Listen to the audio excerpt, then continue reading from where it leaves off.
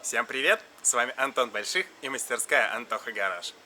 Что-то сегодня в нашем кооперативе солнышко как-то странно светит, немножко с переменной облачностью.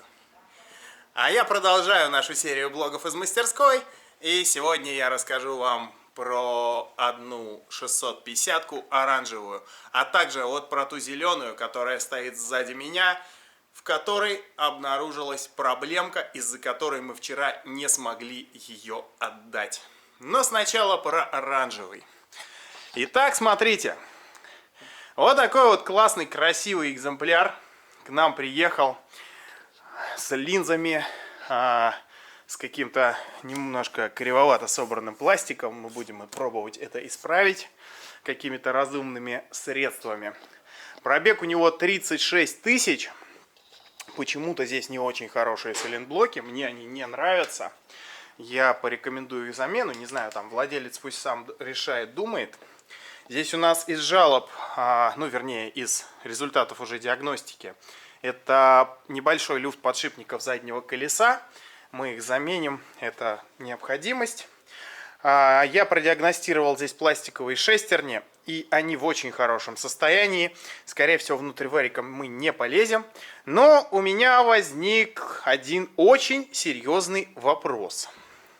Я вижу вот это, и у меня, честно говоря, опускаются руки. Потому что, вот вы знаете, я вижу болт самопальный, который не закручен до конца. Я вот даже не знаю. То есть, я сейчас прикреплю фотку, вот что бывает вот из-за этой технологии, как это там, вот про известные сервисы. Как люди платят в итоге за это мероприятие, они все на меня гонят, что там Сталинград в моторе у кого-то может произойти. Но пока еще ни у кого не произошел и не произойдет при наличии прямых рук. Вот. А вот тут вот Сталинград происходит.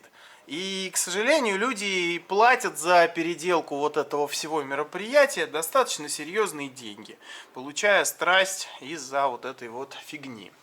Вот. Самодеятельность тут, конечно, крайне интересная, тем более непонятно, зачем она здесь нужна, потому что это стопорный болт нового образца, длинный, который, в принципе, даже если картер разобьет, охренеешь проворачивать. И картер здесь разбивает с новым стопорным болтом, довольно-таки редко.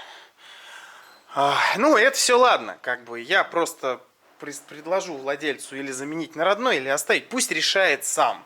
Я уже устал за всех решать, кого-то уговаривать. Если ему так нормально, пусть ездит, и пускай тогда за это отвечаю не я, когда оно развалится. Вот, за всю свою работу я отвечаю всегда на 100%, что бы там ни произошло. Из дальнейших проблем у нас здесь очень сильно забитый радиатор, думаю, видно. И отсутствует брызговик на переднем крыле. Мы радиатор помоем, брызговик поставим. Все здесь будет классно, все будет прикольно.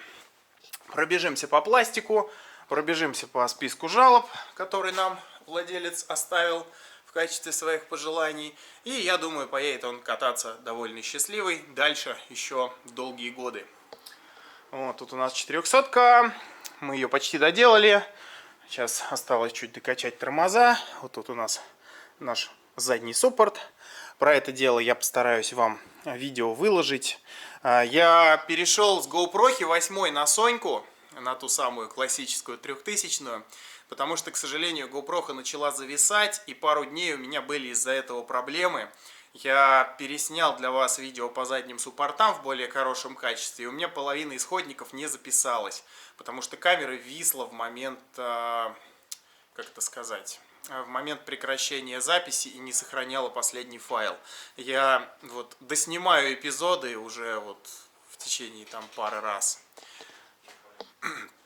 Поэтому, к сожалению, монтаж у меня в итоге затянулся, потому что хочется рассказать про эту проблему подробнее, чтобы люди знали. Я обращаю внимание, как диагностировать при покупке мопеда, даже если ты не особо технарь, но как явно увидеть проблему, даже если ты не особо в этом понимаешь, и понимать, что за это надо просить скидку, если ты видишь явно убитый суппорт. Вот. А теперь у нас немного про вот этот зеленый мопед. Как видим, он у нас вчера должен был уехать, приехал владелец и не уехал. Потому что здесь было целых две проблемы. Первая — это с передней вилкой. Вариатор я здесь полностью делал сам. Во всем, что я делаю сам, я уверен прям на 200%. Вот. А вот с вилкой у нас механик совершил один недосмотр. И там был стучок. Мы это все дело поправили. Но вылезла еще одна проблема. Она носит совершенно непонятный характер. Ну как, характер-то понятный. Это наука о контактах. Как бы клиент говорит, что до этого не было этой проблемы. В принципе, наверное, неважно, верить ему или не верить. Проблема есть, ее надо решать. Я привык верить своим глазам, а не ушам, как бы там ни было. Характер проблемы следующий. Вот смотрите. Ну, здесь уже я подразобрал пластик, потому что как бы в поиске проблемы, что называется. Вот мы заводим скутер.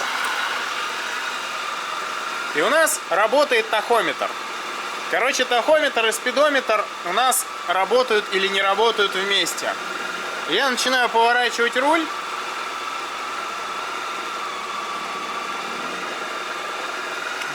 Интересно, сейчас работает. Так и знал, что надо было снимать сразу, когда четко зависело от положения руля. Ну, в общем, смысл в том, что у мопеда внезапно отваливается спидометр вместе с тахометром. И в самом начале четко зависело. То есть поворачиваешь руль чуть левее, начинает работать. Поворачиваешь руль чуть правее, перестает работать. Вот. Сначала шевелили вот эти провода от пульта, от левого.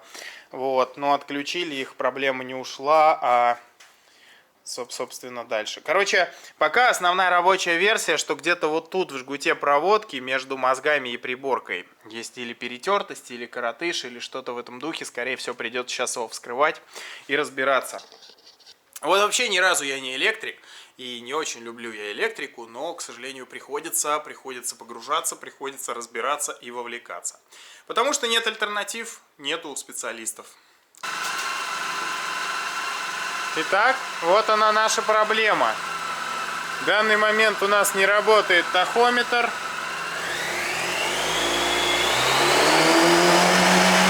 И спидометр тоже не показывает. Поворачиваем немного руль. Тахометр заработал, спидометр тоже. Поворачиваем вправо. История повторяется. Короче говоря, история порядком надоела. Сейчас будем вскрывать жгут и искать. Очень нетипичная проблема, но что делать? Раз уж взялись, делаем хорошо. Итак, друзья, я разобрался с этой проблемой. Все решено. Все отремонтировано, пришлось вскрыть жгут в проводке в нескольких местах. Было найдено два провода. Смотрите, все точно работает. Ни от какого поворота руля не зависит.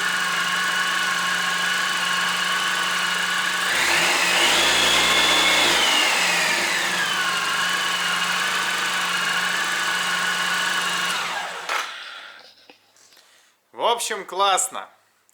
А конкретно проблема была...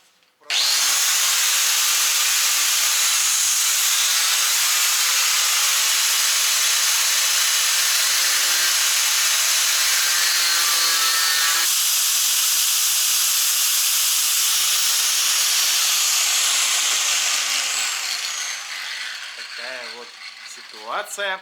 Так что теперь, если у вас будет похожая проблема, вы знаете, куда ехать для ее решения.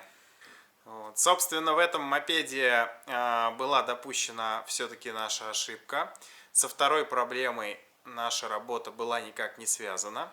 Вот. Но в качестве компенсации за нашу ошибку мы сделали клиенту весьма значимый бонус. Я забыл ему посчитать направляющие втулки, потому что было очень много работ. Ну вот, клиент получит их от нас в подарок. Они были у нас вот почти последние. Мы вот сейчас нашли еще один комплект. Не знаю, что дальше будет. Спрашивал у коллег, уже давно позаканчивались. В общем, ищу.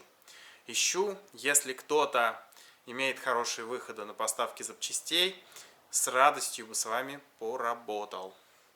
Такая вот ситуация. Вот. А этот скутер мы соберем. И теперь не знаю, когда он уедет, потому что клиент, к сожалению, сегодня уехал куда-то из Москвы.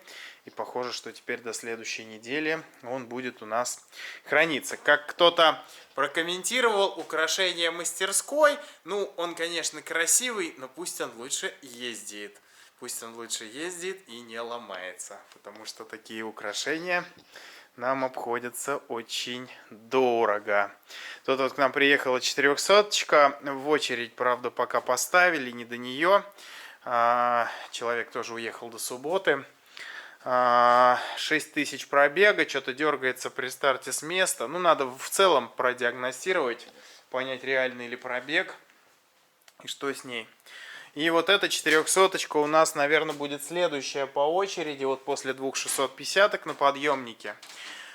Здесь ошибка по датчику всасываемого воздуха. Она причем рандомная.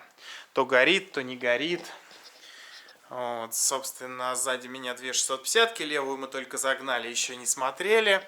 А вот здесь вот на улице у нас стоит 650-ка, одна очень известная, клубная. Мы 3 года назад я перебирал, или 4 года назад я перебирал снятую помпу с нее. И тут она опять потекла, мы ее в срочном порядке перед дальником смотрели. И, в общем-то, думали, что, ну, может, что-то пошло не так с переборкой помпы. Ну, там, не знаю, на всякий случай уточнить, потому что, ну, клубный мопед, как бы, человек хороший, надо посмотреть. Залез я в помпу, и выяснилось, что там опять деревянные все сальники, масло потекло, то есть просто потому, что сальник изношен. Ну, наверное, 4 года все-таки прошло. Я его спрашиваю, а сколько ты проехал за это время? Он говорит, ну, 1050. Вот. Ну, там, он 15-20 тысяч в сезон проезжает, это для него, в общем-то, нормальный пробег. Кстати, вот на этом скутере уже примерно 30 или 35 тысяч живут наши шпонки белые из первой партии, и все с ними, в общем-то, прекрасно. Вот. Сейчас, кстати, уже есть такая нормальная статистика, что шпонки по 30-ке проезжают у многих и их достают. И в целом их можно еще ставить обратно. То есть понятно, что от сердечника они отслаиваются, но сама скользящая часть еще вполне работоспособна. Вот, и это прекрасно. Я очень доволен тем, что удалось достичь таких хороших результатов. И в целом по необходимости будем стараться изготавливать дальше. Очень доволен, что на протяжении стольких лет не зря были все эти усилия, размышления и так далее. А с вами был Антон Больших и мастерская Антоха Гараж. Не забудь подписаться и поставить лайк. Если вам нравится то, что я делаю, вы можете поддержать мой канал по ссылочке в описании к видео или в закрепленном комментарии. Всем пока!